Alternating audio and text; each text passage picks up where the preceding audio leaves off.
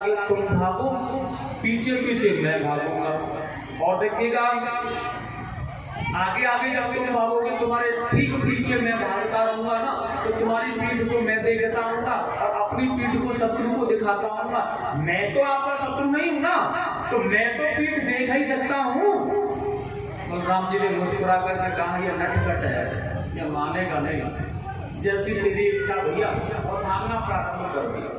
बलराम जी आगे, पीछे से कन्हैया, पीछे काल यवन जरासंध की सेना। भागते भागते भागते भागते पर्वत की गुफा में घुस गए। देखिए यहाँ मुचकुंद महाराज सोए हुए थे और भगवान कृष्ण ने अपना पीताम्बर लेकर के ओढ़नी थी, जो पीताम्बर था उनके ऊपर डाल दिया ऐसे, और सेम गुफा में अंदर छिप गए। अब देखिए काल यवन जो भाग करके आया, उसने देखा ये कृष्ण अभी तो भाग रहा था, और भागने के बाद में यहाँ पर आकर के ऐसे सो गया है जैसे कि कुछ जानता नहीं, कुछ हो नहीं रहा है कुछ भी। यहाँ ऐसा कायर है और लातों का प्रहार करने लगे। जाग खड़ा हो, अरे कृष्ण आज देखूंगा तुम इतना बड़ा बलवान है। और जैसे लातों का प्रहार किया ना, मुचकुंद महाराज जागे, और जैसे जाग करके दृष्टि डाल करके उन्हें देखा, काल यवन उनकी दृष्टि पड़ते ही जल करके भस्म हो गया। गोविंदाय नमो, मर गया। यदुवंशियों के द्वारा ही तो नहीं पढ़ना था, लेकिन ये तो सूर्यवंश के महान प्रतापी राजा की मुचकुंद मर गया। भगवान ने संकट निकल गया।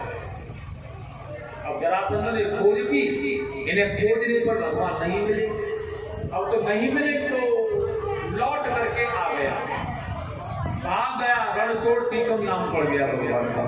या कूद करके द्वारिका में आए। सुखदेव जी स्वामी ने कहा है राजा परीक्षित, जब द्वारिका में भगवान कृष्ण आ गए तो बहुत ही सुंदर नगरी है द्वारिका। इसमें बहुत सुंदर स्वर्ण है, मणियों से जटिल, बड़ा आनंदमय भाग है। और द्वारिका के युवराज हैं भगवान उग्रसेन महाराज हैं, बड़ा सुंदर भाव है। बहुत समय हो गया, धीरे धीरे धीरे धीरे अधिपति हो गए द्वारिका के भगवान। लेकिन अब भगवान के मन में विचार आया, सब प्रकार से सब कुशल हो गया, शत्रु भी नहीं आ सकते यहाँ हमारे पास में, हम बड़े भी हो गए, कौशल भी है, पोशाक भी है, धन भी है, वैभव भी है, सब है। अब सब है तो फिर क्या होना चाहिए? विवाह होना चाहिए। अब विवाह हो जाना चाहिए, लेकिन भगवान कन्हैया ने देखा विवाह कैसे हो, क्योंकि विवाह जब तक नहीं होगा हमारा, तो जब तक बड़े भैया का विवाह नहीं हो जाए। अब बलराम जी की शादी हो जाए कहीं से तो फिर हमारा भी नंबर आए। इसलिए ब्रह्मा जी को कहा, ब्रह्मा जी ने रैवत राजा से जाकर कहा, और देखिए उनके पुत्र की पुत्री थी जिसका नाम था रेवती। आज बड़े सुंदर भाव है, रेवती जी का विवाह श्री बलराम जी के साथ में बड़े धूमधाम से कराया है। आइएगा भगवान बलराम जी के उत्सव में, विवाह में समेत हुए, प्रेम से बोलेंगे दाऊ दयाल भगवान की जय, रेवती मैया की जय। बड़ा सुंदर विवाह भगवान का, बहुत सुंदर आनंदमय विवाह हुआ बलराम जी का। एक बात और थी, बलराम जी का और रेवती मैया का विवाह हो गया, लेकिन जब भगवान कृष्ण बलराम जी से और अपनी भाभी से मिलने जाया करते थे ना, तो जैसे जाकर के उन्हें देखते थे ना, वो हंस जाते थे। हंसना मुस्कुराना तो उनका सब बड़े पावन पवित्र है ये, लेकिन रोज रोज हंसना मुस्कुराना, हंसना मुस्कुराना। अब देखिए सुनिएगा, ये जब जब जाते हैं मिलने के लिए, और जब जब ये हंसते हैं ना भगवान इन्हें देख करके, तो इस हंसने का कारण जानना चाहते हैं, क्या कारण था, भगवान हंसते क्यों है बलराम जी को देख कर, क्या कमी है, क्या परेशानी है, क्या समस्या है? इस समस्या का कारण सुनिएगा, बड़ा सुंदर बात है। भगवान कृष्ण इसलिए हंसते हैं क्योंकि जो विवाह बलराम जी का हुआ है ना, जो उनकी धर्म पत्नी रेवती जी है ना, वह सतयुग के जमाने की हैं, और भगवान बलराम जी द्वापर युग के जमाने के हैं। अब सुनो, सतयुग में हम जैसे जो मानव हुआ करते थे, मानव जीव, कितनी ऊंचाई होती थी, कितना लंबा होता था, 28 हाथ लंबा मानव जीवन। जो मानव का जीवन था, हमारे जैसे जो मानव होते थे उस जमाने में, सतयुग में, उनकी लंबाई जो होती थी वो 28 हाथ लंबी होती थी। हमारा आज के युग में 28 हाथ लंबा है, फुट की बात नहीं। तो कितनी मंजिलें हो गई आज के मकान, कितनी मंजिल के हो जाएंगे एक ही व्यक्ति के लिए। अब बताओ कितने बड़े मकान, कितने बड़े महल होते होंगे। लेकिन फिर उसके बाद त्रेता युग आया। त्रेता युग आते आते ना आधा हो गया। आधा मतलब 14 हाथ लंबाई रह गई मानव जीवन की, ध्यान रखना 14 हाथ। अब त्रेता के बाद में द्वापर युग आया। अब द्वापर युग में कितनी आई भाई? 14 का आधा करोड़, कितना रह गया? 7 हाथ। द्वापर युग में 7 हाथ ही लंबा मानव होता था। और द्वापर युग के बाद में क्या आया? कलयुग। कलयुग में कितनी लंबाई? आधा फिर करो, 7 का आधा कितना हुआ? 3.5 हाथ। अपने हाथ से नाप कर देखना, अपनी लंबाई स्वयं की 3.5 हाथ बैठेगा, कहीं भी ना 3.5 हाथ लंबा। यह कली काल के प्रथम चरण की बात है। आने वाले समय में चतुर्थांश, इसका भी आधा, इसका भी आधा, इसका भी आधा। कलयुग में तो कैसा हो जाएगा, ध्यान रखना। यह तो केवल कलयुग के प्रथम चरण की आयु की लंबाई है 3.5 हाथ। लेकिन फिर भी मानव जीवन की आधार पे, जब मानव छोटा होगा तो हाथ भी छोटी होगी, इसलिए अपने हाथ से, क्या बताया, अपने हाथ से नापा जाएगा तो 3.5 हाथ बैठेगा। ऐसे तो ऐसे कहते हैं कलयुग में तो चने के पेड़ के नीचे, झुंझुने के पेड़ के नीचे हवा लिया करेंगे। ऐसे छोटे छोटे मानव हो जाएंगे। चतुर्थांश, ये तो प्रथमा चरण है, प्रथम चरण की शुरुआत है। लेकिन कलयुग 4,32,000 वर्ष का है और प्रथम चरण चल रहा है। 4 भाग में विभाजन कर दो। अब 4,32,000 मतलब 1,08,000 वर्ष एक प्रथम चरण के लिए चाहिए, केवल मात्र। अभी इसमें व्यतीत कितना हुआ है? 5700 वर्ष, 5,000, 5,500, 57, जो भी। अब कितना मतलब कितने वर्ष अभी कलयुग में रहे और मानव जीवन की दशा देख रहे हो कैसे होती है। अभी तो पहला चरण व्यतीत होगा, फिर द्वितीय चरण, फिर तृतीय चरण, फिर चतुर्थ चरण, चौथा चरण। ऐसे ऐसे 1,08,000 वर्ष, 1,08,000 वर्ष, 1,08,000 वर्ष, फिर 1,08,000 वर्ष के 4 चरण है कलयुग के। प्रथम चरण की शुरुआत है, देख लीजिए। और देखिए तो बात यहाँ चल रही है, रेवती मैया किस जमाने की है? किस जमाने की है? सतयुग के जमाने की। और भगवान बलराम जी कौन से जमाने के हैं? कौन से जमाने के थे कृष्ण? कथा सुनते भूल इतनी भी भूल जाते। द्वापर युग के जमाने के। द्वापर युग में भगवान कृष्ण का अवतार हुआ था। राम जी कौन से युग में आए थे?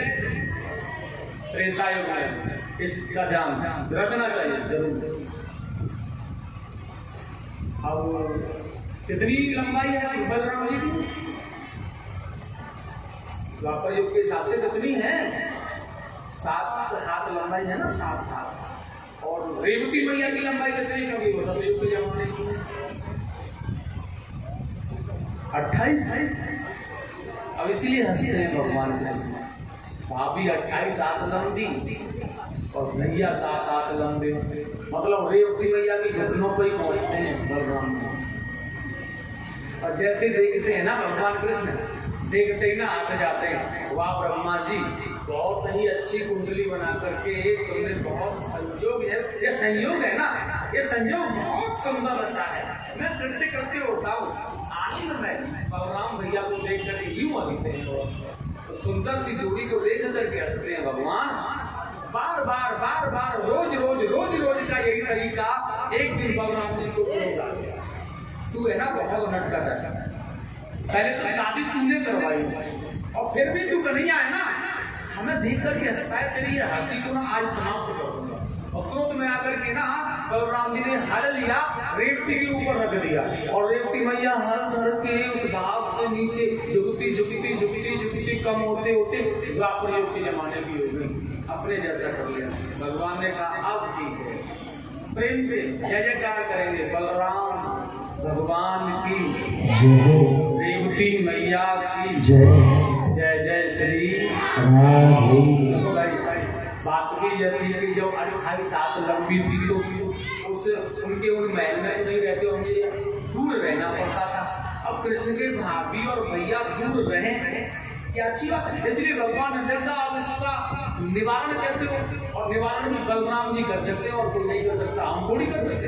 इसलिए भगवान ऐसा करते थे, बलराम जी को रोकाया, जब अपने जैसे हो गए, जैसे सब थे वैसे हो गए और साथ में रहने लगे, नहीं तो अब तक तो अलग से ही व्यवस्था की गई थी रहने की। 28 लंबी तो अलग से।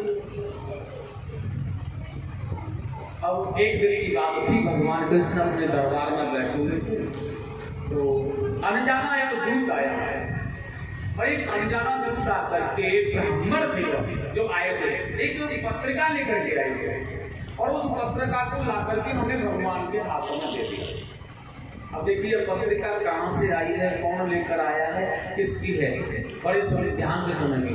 यह पाती जो है द्वारिका में जो ब्राह्मण देवता लेकर के आए हैं, यह पत्रिका आई है कुंदनपुर से, भीष्मक महाराज की पुत्री माता श्री रुक्मिणी जी ने यह पाती भगवान कृष्ण के लिए उस ब्राह्मण देवता को दी है लिख करके।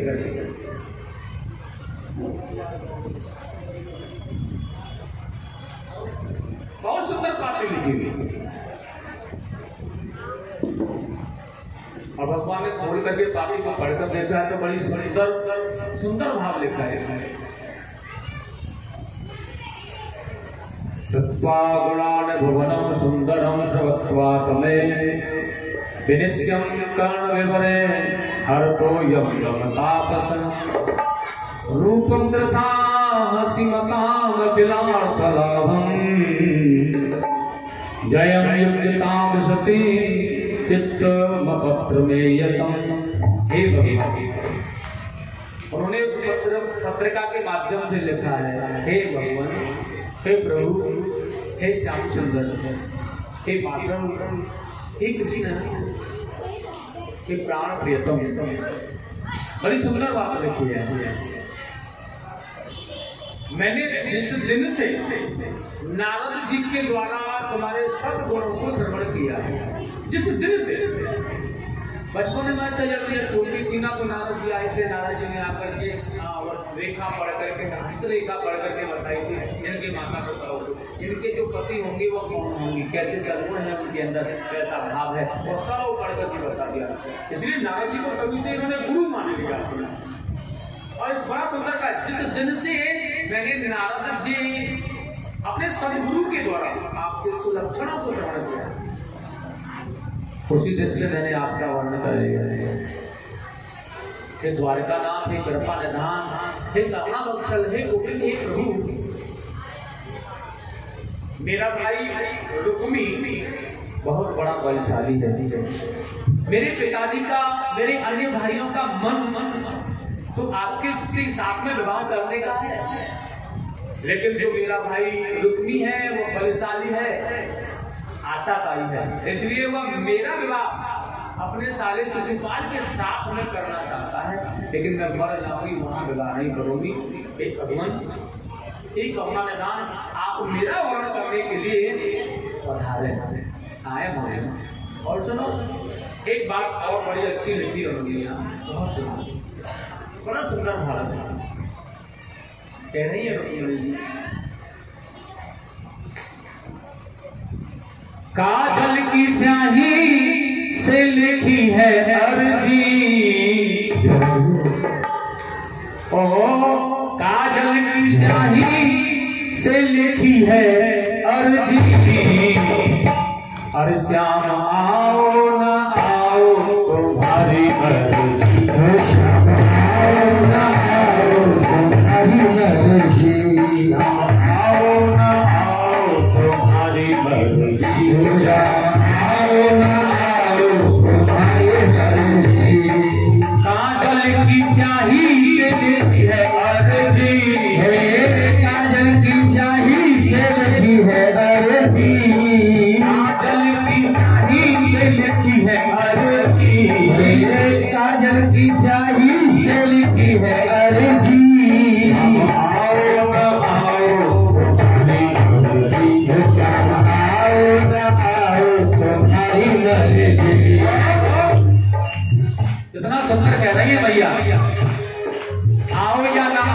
तुम्हारी मर्जी है, मेरा अधिकार नहीं है। ये मन तुम्हारा है, तुम्हें क्या करना है तुम जाओ, लेकिन मैं अपना आप प्रकट कर रही हूँ आपके प्रति, मैं क्या कर सकती हूँ। बड़ा सुंदर कहा है हे भगवान, भेज रही हूँ तुमको पाती, भेज रहे हो तुमको पाती, भेज रही हूँ तुमको पाती, भेज रहे हो तुमको पाती। कुछ शर्माती कुछ सकुचाती, कुछ शर्माती कुछ जाती, कुछ शर्माती कुछ सकुचाती, कुछ शर्माती कुछ जाती। बातें निभूना कोई फर्जी है, बातें न कोई है पूरा फर्जी, बातें निभूना कोई फर्जी है, बातें न पूरा कोई फर्जी। शाम आओ न आओ तुम्हारी मर्जी, शाम आओ न आओ तुम्हारी मर्जी, शाम आओ न आओ तुम्हारी मर्जी, आओ न आओ तुम्हारी मर्जी।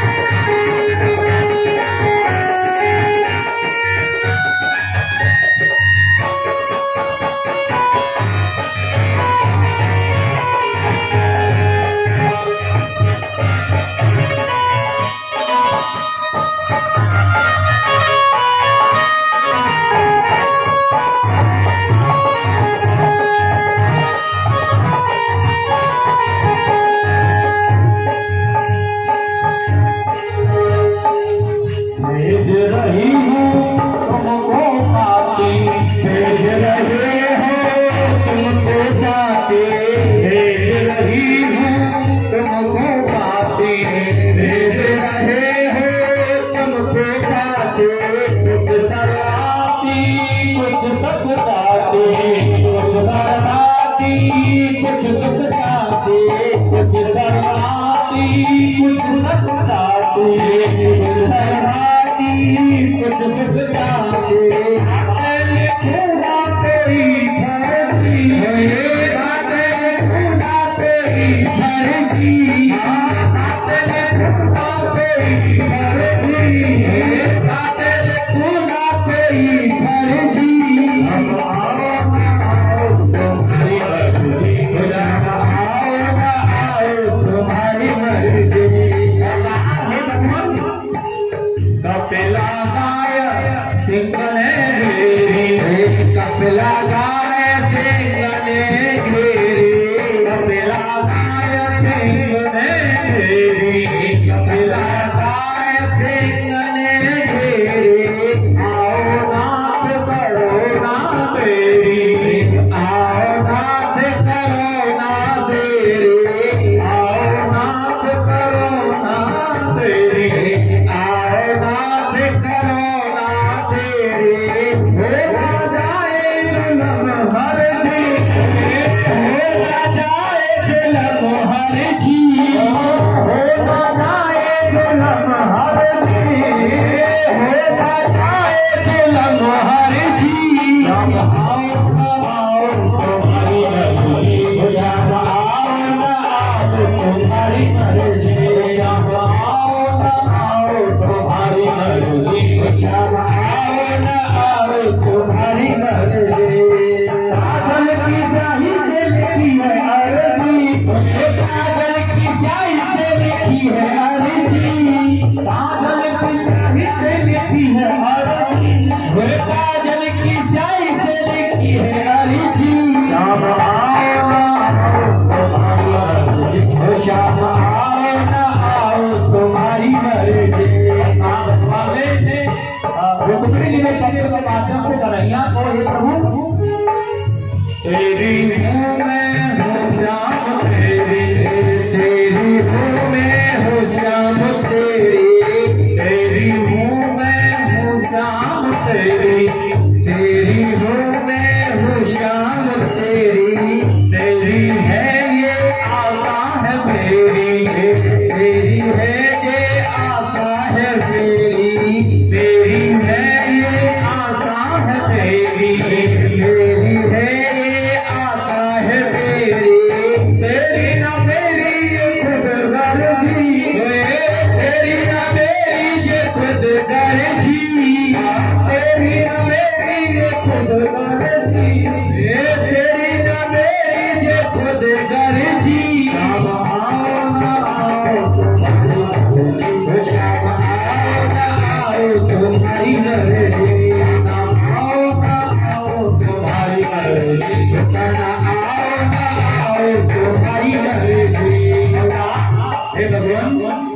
पास में कुछ देने के लिए नहीं है, तो मैं कुछ आपको दे नहीं सकती हूँ। नैनों से जो प्रेम आंसू बहे हैं, नैनों से प्रेम आंसू बहे हैं, नयनों से जो प्रेम आंसू बहे हैं, नैनों से जो प्रेम आंसू बहे हैं, सत्य मुझको ये तड़पा रहे हैं, सत्य मुझको ये तड़पा रहे हैं, सत्य मुझको ये तड़पा रहे हैं, सत्य मुझको ये तड़पा रहे हैं। सिया में रहने जैसे रघुवर जी, सिया में रहने जैसे रघुवर जी, सिया में रहने जैसे रघुवर जी, सिया में रहने जैसे रघुवर जी। शाम आओ न आओ तुम्हारी मर्जी, हम आओ न आओ तुम्हारी मर्जी, आओ न आओ तुम्हारी मर्जी।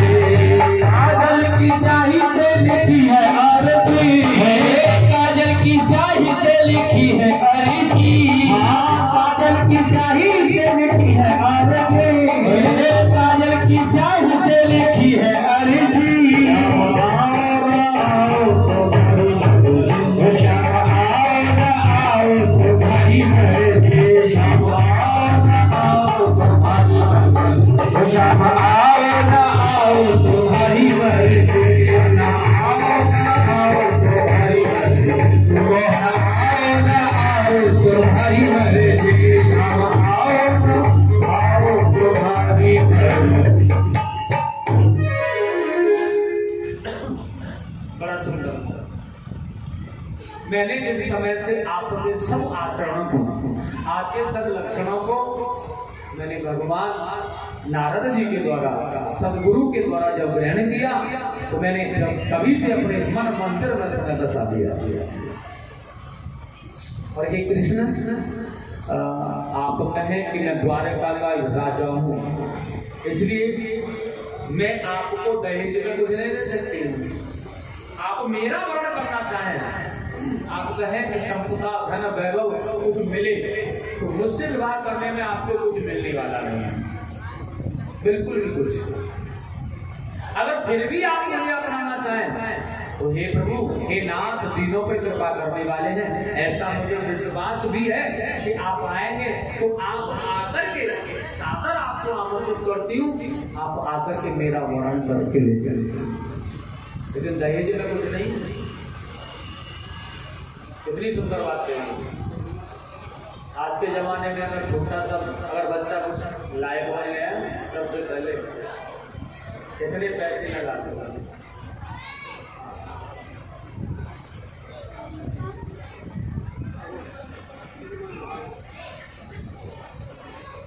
तुम्हारी बेटी कितनी बड़ी है? अच्छा, गीता बात लेकर बोलते हैं, गीता राम राम। उस पुत्री के लिए तो तुम्हारे परिवार में आकर के तुम्हारे वंश की वृद्धि को बढ़ाने वाली है, तुम्हारे कुल की रक्षक बनने वाली है। वह गृहिणी, वह माँ, वह मैया, वह बेटी गीता साहब। डिग्रियां कौन सी हैं? इतनी बड़ी है, कितने, फिर उसके बाद कितने पैसे लगा दो, कितना खर्च कर सकते हो, भैया कितना, थोड़ा सा बल मिलेगा। और पुत्री का बाप कितना भी धन दे दे, क्या गुजारा चल जाएगा?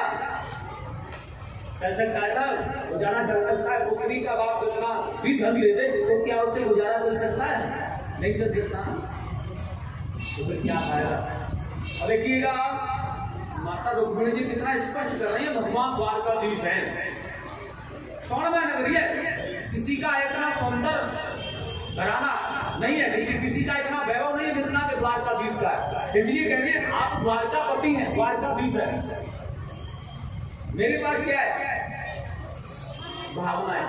मेरे पास क्या? सत्य भजन, जो मेरे आपको सत्यमय मन जो आपके चरणों में लगाया वह है केवल, उसका वर्णन करें आप। दहेज नहीं है, बिल्कुल मेरा बड़ा देखे ठाकुर जी के पास इतना वैभव द्वारकापुरी के रहने वाले लेने आएंगे या नहीं आएंगे, या वो भी दहेज मांगेंगे? नहीं, सुनो, हम तो द्वारकापति हैं, हम क्यों जाए? बताओ, कुछ भी नहीं है, लेकर और आना पड़ेगा। विदा भी नहीं करेंगे तो ताजी उनके हाथी घोड़े भी अपने, रथ भी अपना, सब कुछ अपना, डाल के बताओ जाएंगे क्या करेंगे? कौन जा सकता? लेकिन गोविंद ने जब पढ़ा, रुक्मिणी जी बुला रही हैं, भगवान कैसे नहीं जाएंगे? और देखिए साक्षात श्री लक्ष्मी जी ही तो है रुक्मिणी। आमंत्रण पत्र आया है बुलाने वाला, सादर आमंत्रण है, आइए आइए। और देखिए भगवान ब्राह्मण देवता ने कहा हमारे लिए क्या आदेश है बताओ? ब्राह्मण देवता से भगवान ने कहा आपने क्या इतना कम नहीं किया जो आकर के हमें यह सूचना दी? अब आप पढ़ाइए, रहिए, विश्राम कीजिए, खाइए, पीजिए, आनंद लीजिए। हे ब्राह्मण देवता, आपको सादर पैदल नहीं जाना हो, अब तो हमारे साथ जाओगे, आप रथ में बैठे। इतना काफी था आपने तो कर। और साथी से कहा भगवान ने रथ निकालो, हमारा रथ सुंदर सा सजाओ भैया। बहुत ही प्यारा सुंदर है रथ सजाया भगवान का, दारुक ने और स्वयं श्रृंगार में भगवान हुए, बहुत ही पावन पवित्र, बहुत सुंदर मुकुट पहना है, बहुत सुंदर मुकुट लगाए इस पर। और देखिए बहुत सुंदर बाजू बनी पीताम्बर करनी और आनंदमय श्रृंगार दिया है।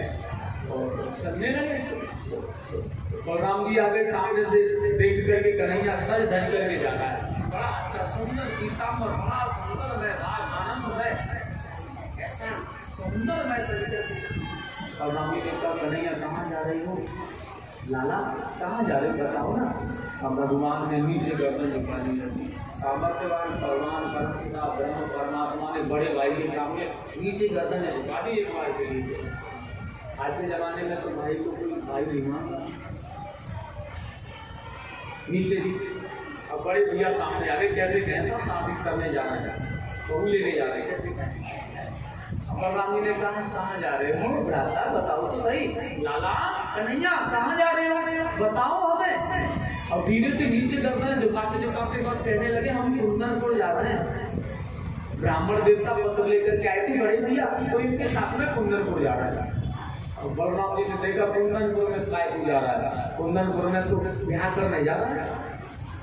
अब देखिए खास था यहाँ भगवान बलराम जी ने कहा क्यों रे कन्हैया ब्याह करने जा रहा हो? कन्हैया जी ने कहा अरे एक बात तो बता, ब्याह करने के लिए अकेले ही जा रहा हो, बारात काहे तेरी? भगवान ने भी हंस के कह दिया ये बारात का काम तो बड़े लोगों का होता है, बाबा दादा, दादा कहते थे बड़े भाई के लिए, दादा शब्द का प्रयोग बड़ा भाई होता है ना उनके लिए, दादा बाबा ताऊ जी इनका कार्य होता है। भाई बारातियों को कुछ मिलता है क्या?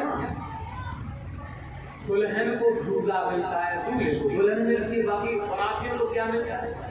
बेकार ही तो पैसा उड़ रहा है काम काम में, खाया पिया बचाया लूटा, पर बड़ी अच्छी दावत थी। अरे गरम गरम रसगुल्ले रख दिया, बजा दिया, जला दिया, अब कोई कुछ कहता बड़ी अच्छी दावत थी, बड़ा सुंदर, पीछे का यार कोई आनंद नहीं आया, बस ये बात है इसके लिए जाती बात। इतना वैभव, इतना खर्चा, इतना पैसा सब किसके लिए? इसी के लिए तो है ना बस। बाकी जो वहाँ वाकई में होता है वह तो केवल उस दूल्हे के लिए और दुल्हन के लिए वैदिक संस्कार, उनका वैदिक विवाह संस्कार, और देखिए लगन मंडप जो भी वेद मंत्रों के द्वारा ब्राह्मणों के द्वारा इतनी आहुतियां कितने वो होते। लेकिन एक बात और, पंडित जी अगर दक्षिणा में तो थोड़ा सा भाव दर्शाना है ना, चलो यजमान आपने कम दक्षिणा दी है, इतनी बड़ी शादी, इतने मंत्रों से मैंने मन लगा करके मंत्र बोले थे तुम्हारे बेटे की शादी में, थोड़ा सा कम है, पूरी रात शांति मैंने काम किया था। आजकल के पंडित ऐसे हो गए, हमारा पेट नहीं भरता है, ये हुआ वो हुआ, इतनी दुनिया भर की बात यजमान करते हैं। ब्राह्मणों के लिए ऐसा आप सब कहना, वह वैदिक ब्राह्मणों वैदिक मंत्रों के द्वारा पुत्र और पुत्री के विवाह को करने वाले ब्राह्मण जो कि कितने सुंदर में भाव से पढ़ना है कि जीवन में यश पहले, आनंद मिले, यश कीर्ति का भाव मिले। वो ब्राह्मण को 1000 रुपए देने से इनकार कर देना, ऐसे हो गए। और यहाँ ब्यूटी पार्लर में और बैंड वालों को और दारू वालों को, इसको उसको, और वो दारू चल रही है, पार्टी चल रही है, इसमें चाहे करोड़ों लाखों को लुटा दे, लेकिन पंडित जी को 1000 रुपये बढ़ती नहीं दे सकते। उसमें कितना भी खर्च हो जाए, मेहंदी वाला अगर घर लगाने आ जाए तो 20,000 रुपये लेकर जाए, लेकिन नहीं, पंडित जी को 500 रुपये नहीं दे सकता। कैसा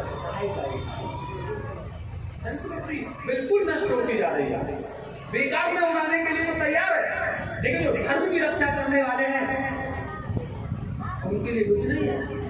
अगर एक और थोड़ा सा अच्छा भाव बना करके अगर पंडित जी को दक्षिणा दे दी जाए ना, तो दोबारा अगर तुम्हारे घर आए ना, बड़ी प्रसन्नता से आए, यजमान दक्षिणा अच्छी देता है, इसलिए और ज्यादा मंत्र बोलो, प्रसन्नता। ब्राह्मण को प्रसन्न करना, सुख करना हमारा धर्म होता है। और सुनो, अगर ब्राह्मण किसी के घर से अगर निराश होकर